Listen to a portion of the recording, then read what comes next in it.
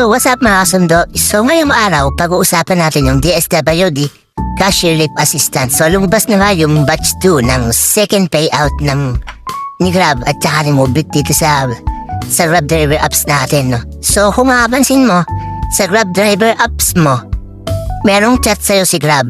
So punta ka sa Grab driver apps mo, then check mo yung inbox.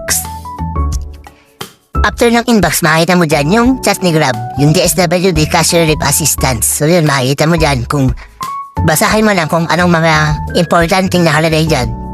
Then, punta namin lang sa batch 2. Batch 2 Cashier Leave Assistance Special Payout.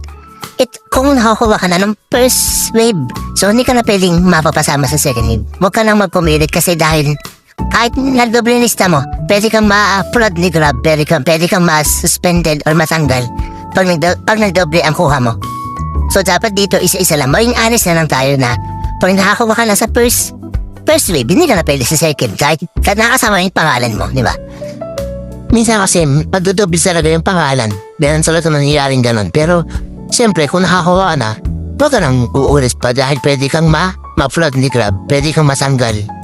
Pwede kang masanggalan ng apps.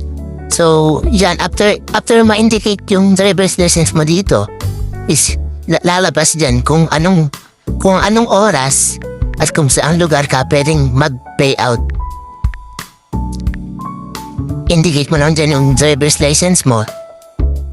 Then pagkatapos nyan, mag-loading yan. Tapos yan, makikita mo na kung saan ka pwede pumunta.